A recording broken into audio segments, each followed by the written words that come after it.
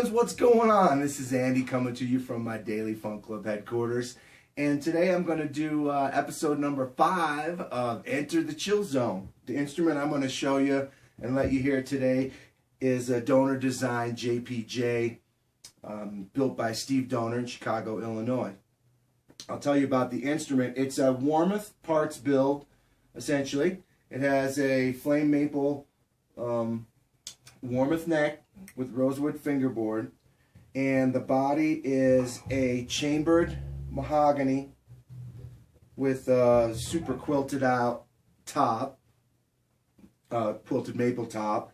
It has Nordstrand pickups in it. Obviously it has the J, P, J, NJ4, NP4.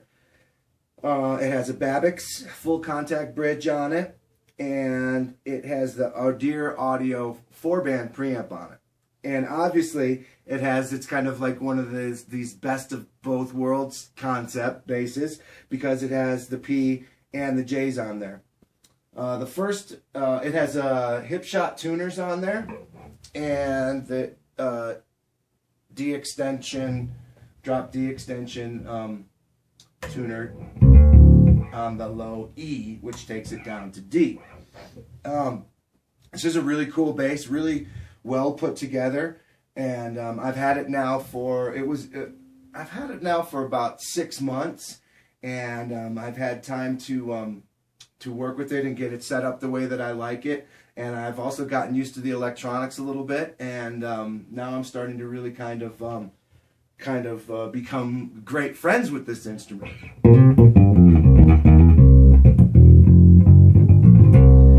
Obviously it's gorgeous with this super quilted top and the high polish finish on there. It had a high polish finish on the back of the neck, which I dulled down, which you know, it's such a subtle difference, but for me it made a huge difference in the way that the bass felt, and somehow I think it made it sound a little better. And I know that sounds crazy, something so minor, but for me it was an important thing to personalize it and get it to where it felt right, and with a little bit more of a vintage broken in feel. Also, the neck has had time to settle real well, and I've made adjustments to get it to settle to the Colorado climate, and now it's staying put and doing really, really well. You know, any piece of wood is going to take time to settle into its surroundings, you know what I'm saying, in terms of you know, the amount of moisture that's in the air and everything. And up here it's very, very dry. Okay, there's very little humidity. So let's hear what it sounds like. Right now I'm playing with just the P pickup, and the EQ is flat. I'm not using the active EQ.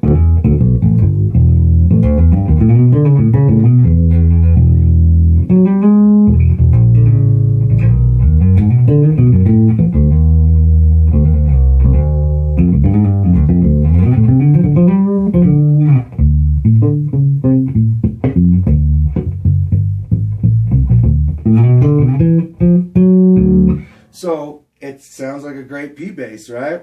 Okay, so now we'll go to, I'm going to change to just the back 2 pickups. Oh, no. Actually, what I'm doing now is all three.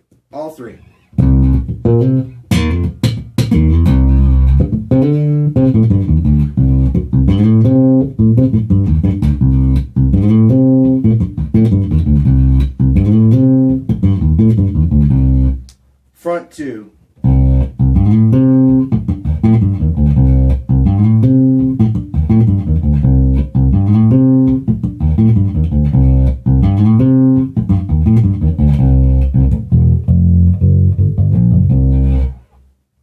And just the front jazz.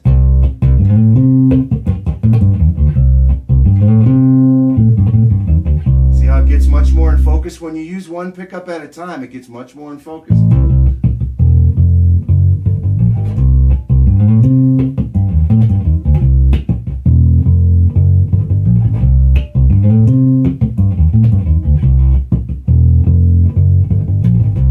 And now just the back pickup alone.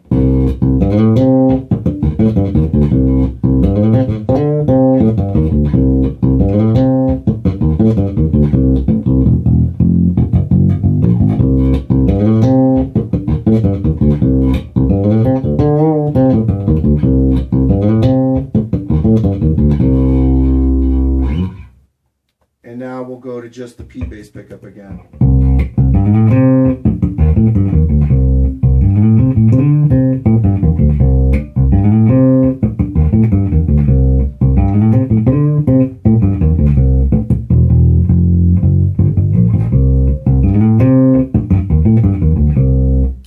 And the PJ, what would be more like what a standard PJ setup would be, these two pickups together.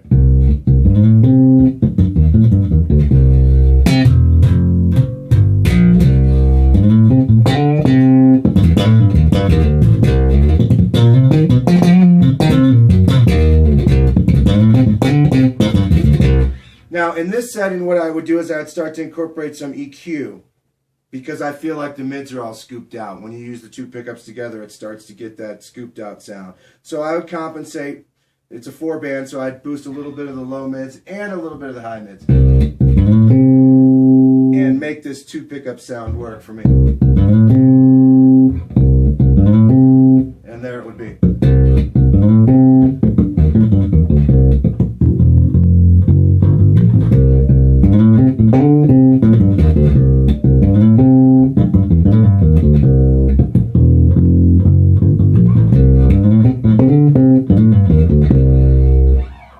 Now, or actually, that would have been all three. The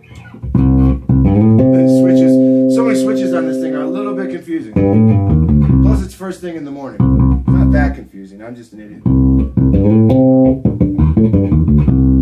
Okay, so that's both, that's this pickup and this pickup.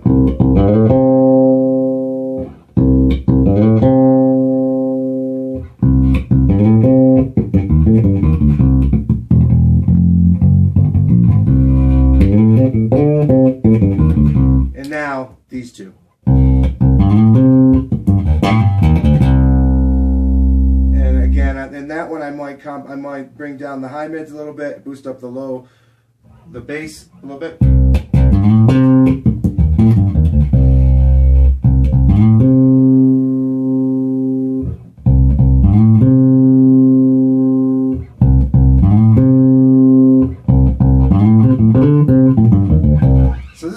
Tweaker basses, you know, it's got 4 bazillion sounds on it with a 4-band EQ and all this different pickup combination stuff. But I can honestly say that it all sounds pretty darn good.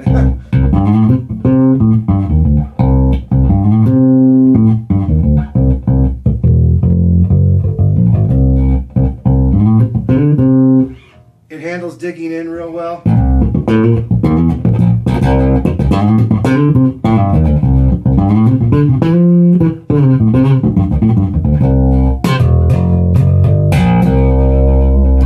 I think for slapping,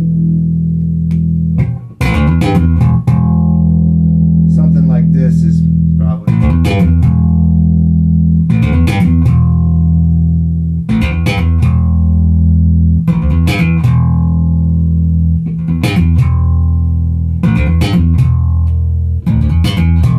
Yeah, something like this is pretty good for slapping.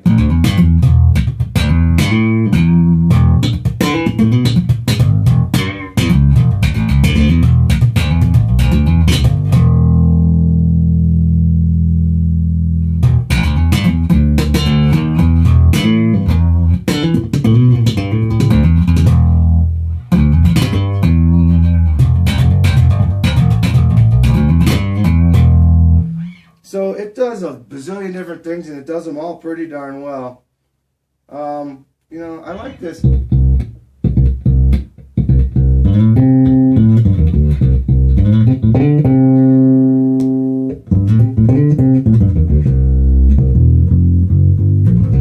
like the EQ, but you know, I gotta be honest that it starts to get a little glassy when I incorporate the high end. And that glassiness starts to be distracting to me.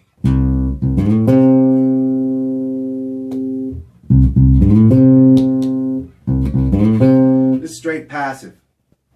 So when we go straight passive, watch what happens. It gets a lot more sassy. And it starts to, you start to actually hear what the pickups in the wood sounds like. It gets away from the coloration of the EQ, obviously.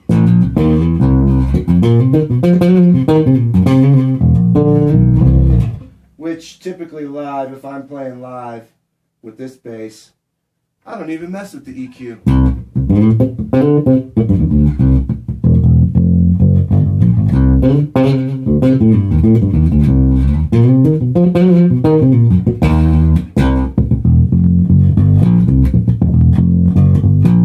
Because I tend to play real hard.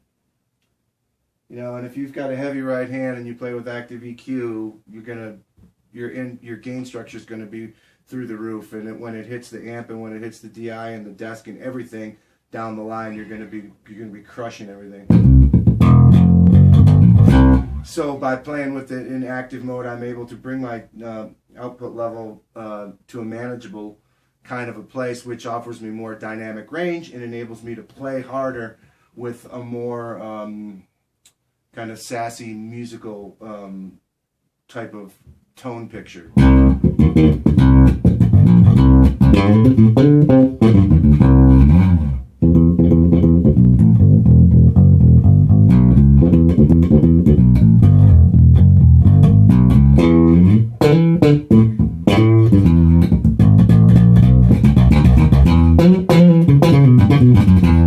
Yeah.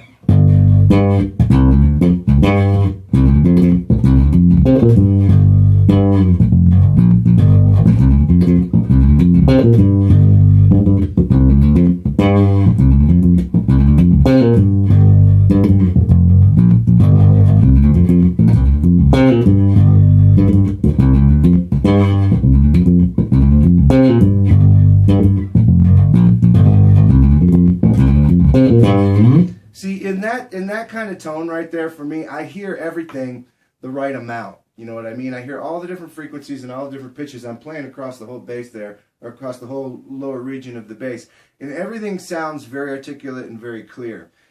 With EQ, unfortunately, when you boost something, you tend to rob something else, so it starts to sound dissected. You know what I mean? It starts to sound all boosted out, and those types of things drive me bananas, because I'll be able to hear the low note, the G, really well, but the F will disappear or something like that. It just drives me bananas.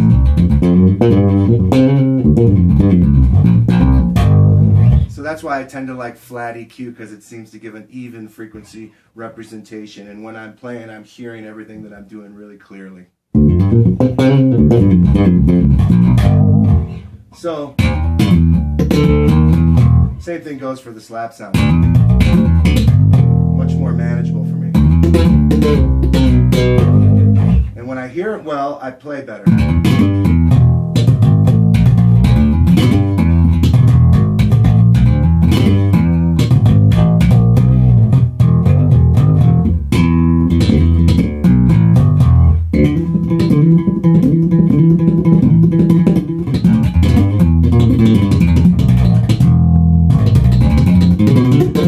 You know, I'm able to land my moves and play better and have more musicality when it sounds right to me. I guess that's obvious.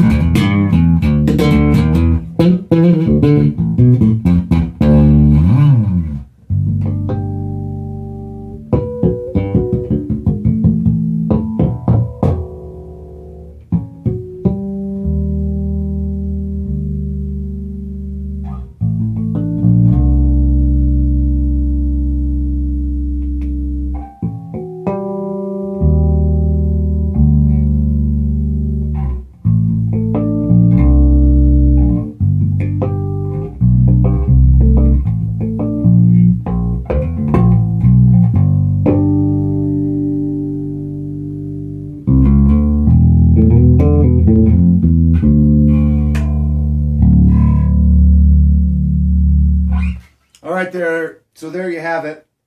My donor design Warmoth premium parts build with Nordstrand JPJ configuration.